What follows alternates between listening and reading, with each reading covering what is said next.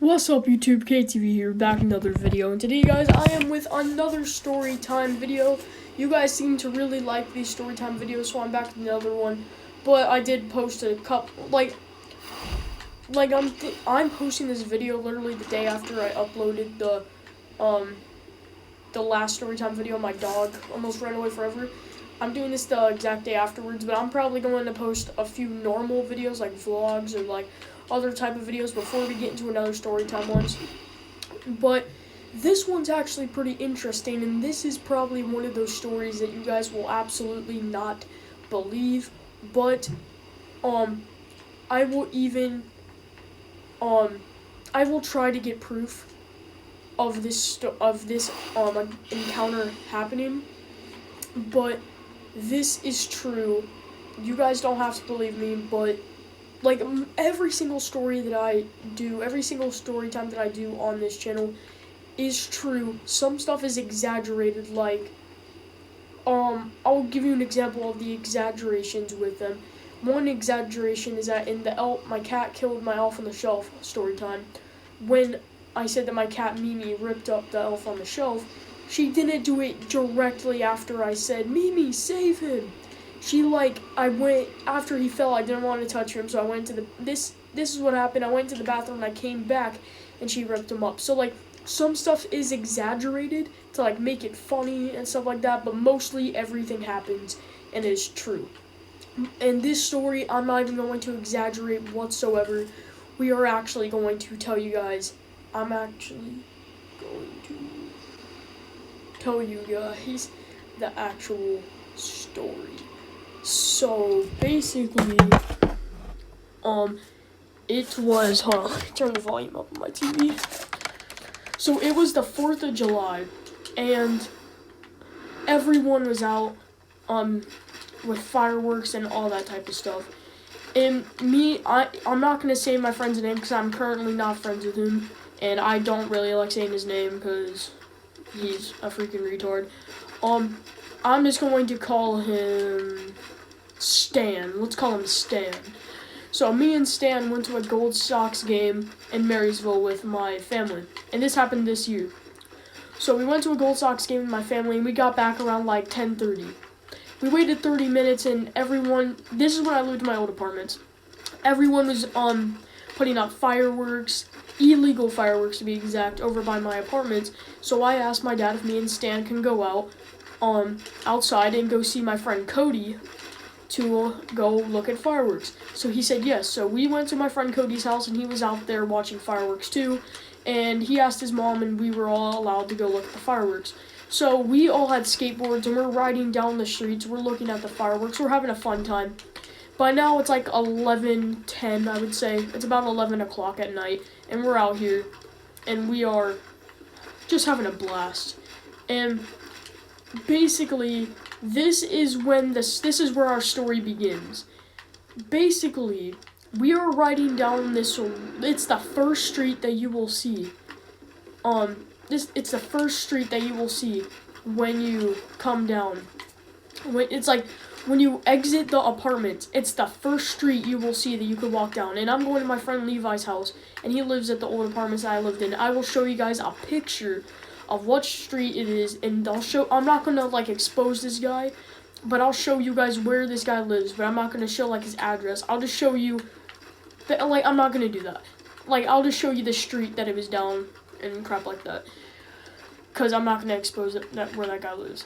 So basically, we're down there, and this guy, I would have to say mid-50s or like late 40s, is with two other people, and they're sitting by this trailer. It's not one of those like living trailers. It's like something that you would like put like a little bit of storage in. So he's sitting by like one of those trailers, and he's talking to us, and he's saying, he's like, "What's up, bros?" and stuff like that. I'm pretty sure this guy was drunk, but he was just trying to fit in. He was trying to be nice. He's like, "What's up, bros? How you all doing?" and stuff like that. So we didn't think much of it. So we're having a conversation with this guy, and we're talking to him. He's wishing us a happy 4th of July. He's asking where we came from. I said, well, we made the stupid decision of saying that we lived in the apartments right across the street, which we shouldn't have done. So when he asked that, we told him that we just got out of a baseball game, and we just came out here to watch the fireworks. Well, then this is when things started to escalate. This guy starts getting closer and closer to my friend Stan. Stan's not his actual name, but we're just using Stan as the cover-up name. So he's getting closer and closer to Stan, and he's looking at him like directly, and it's starting to freak us out. Is because he's not looking at anyone else but Stan, and it's getting really creepy. So I said, okay, I think we should head out. It's getting late. The guy doesn't listen to me, and he keeps on staring at Stan, and Stan starts getting really uncomfortable. So then he puts his hand on Stan's shoulder and says, "You like to skateboard?" And he's like, "Yeah, I guess." He's like, "I used to be able to skateboard back in my day." And he's like, "Cool." And he says, "But you guys seem to be better skateboarders than better skateboarders than I will ever be." And he's saying stuff like this, and the entire time he's looking directly at Stan and having his arm on Stan's shoulder. And now we are all freaking out, and it is getting way too creepy for us to handle. So this is when I finally kind of raised my voice a little, because it was getting really creepy. And he says, I say, and I raise my voice, I'm like, "Okay, I think it's time for us to go. It's getting late."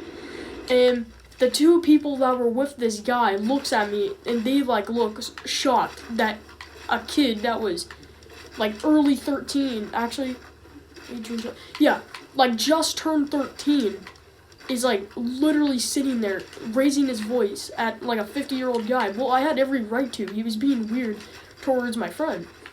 So basically, this is when the guy looks at all of us now. He starts shaking Stan's hand. And basically, you guys know that handshake to where you use one hand and then you put another hand over that person's hand, basically a two-hand handshake. That's what he was doing to Stan. And then he looked at us and he wanted to give us a handshake, and I just I did it because I wasn't trying to be rude, but I also didn't want to shake his hand. But I just ended up, but it was a quick handshake. It was half a second of a handshake. So then we all left and we went down the street. So then we just kept on riding skateboards, and we just forgot about it.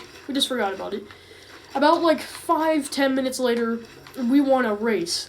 And basically the race is that we had to go down all these 3 streets that are in front of the apartments.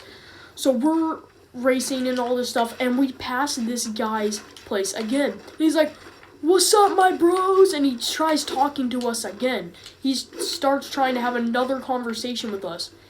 And we kept on speeding down. We did not want to have another 15-minute conversation with this guy who I'm pretty sure was a pedophile.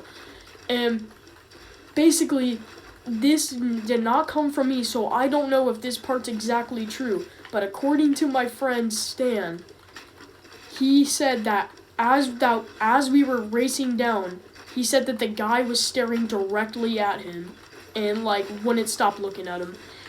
Ever since then, ever since I moved out of the apartments, I never got any word or any intentions of seeing this guy again. But I don't know what happened. I know what happened. I just don't think that. The thing is that the weird thing about this is that if this guy was really he could have been just drunk, is because I did smell alcohol on his breath, and he was talking really weird, and he was mumbling, and he was stumbling around. So I know for a fact he was drunk, but the real question is this guy a pedophile? So that's it for today's video, guys. Thank you so much. Subscribe, turn notifications on to get all my videos, and bye, you guys, and I'll see you another time for a video. Peace.